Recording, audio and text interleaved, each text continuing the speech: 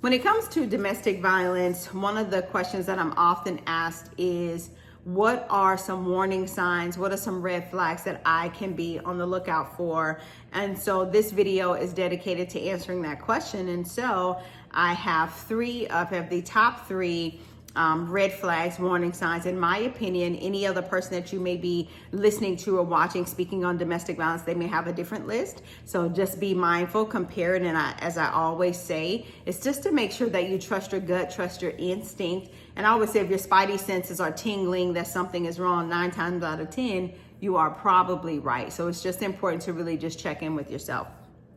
So the first warning sign is that a person that exhibits signs of jealousy. This may come in the form of they don't like it when you wear a certain color. They don't like it when you wear a certain article of clothing. Well, that dress just accentuates your figure too much. Or I don't like those pants. I think you should wear this color pants and this length pants. Or I don't like this skirt because it may be perceived as being too short.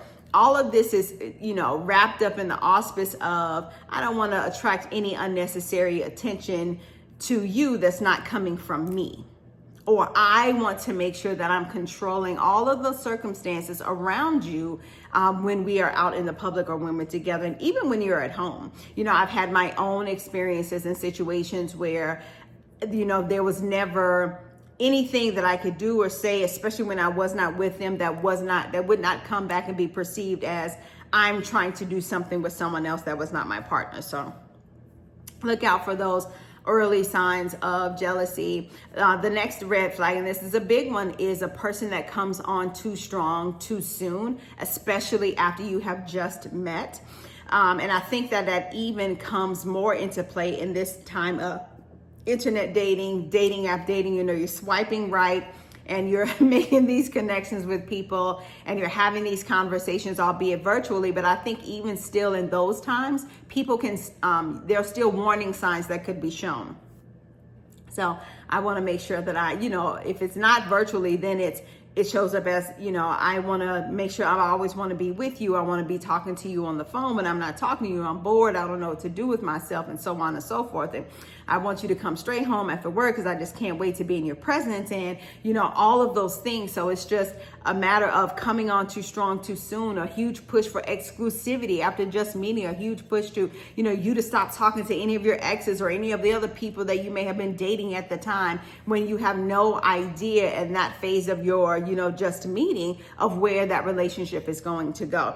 So a person that's pushing for exclusivity too soon could also be a huge warning sign that there is potential danger to come. I'm not saying that there is danger to come, but there is that strong possibility and strong potential for additional danger to come.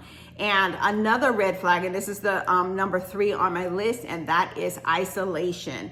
Over time, your abuser will only want you to themselves, which means those coworkers that you used to hang out with in the evening, catching the local happy hour, you're not going to be allowed to do that anymore. Your best friend, Sally, who you just love being with every Saturday morning, and y'all are doing the TJ Maxx and the Home Goods run, Marshalls, and you just want to shop, you're no longer allowed to do that. Or, you have a favorite family member, your sister, your brother, your mom, your dad, that comes over and they just want to spend time because that's what you guys have always done. But now, slowly but surely, those relationships are dissolving and there's much space that's being created because your abuser doesn't want anyone around that's going to, quote unquote, cause trouble in your relationship. And what cause trouble means, start talking to you about how you're being treated, or start talking to you about the way that they feel or are made to feel when they are in the presence of your abuser. So it's all because what happens over time is you're no longer hanging out with your coworkers after work. Your relationship with your best friend is strained at best, and your family just doesn't want to come around because they don't like the way that he or she is treating you. And so then once those really, really important relationships are stripped away, the only person you have to rely on is the abuser. The very dangerous side of that is when you need help, you almost have no one to go to. And that's what they want. They want you isolated. They want you weak. so that you're just there to depend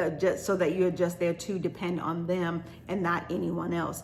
So again, this list was not designed to be exhaustive. It's certainly not meant to be all inclusive, but I definitely wanted to share some warning signs with you, the top 3 that I've seen shared across the board, because they're little subtleties that can quickly become something grand if you are not careful. And as always, if you have any questions or have your own thoughts, or maybe you've encountered or experienced firsthand some other warning signs, definitely drop those in the comments below. We want to keep this conversation going and continue to bring awareness to an issue that is so very important, that is domestic or intimate partner violence, however you may define it.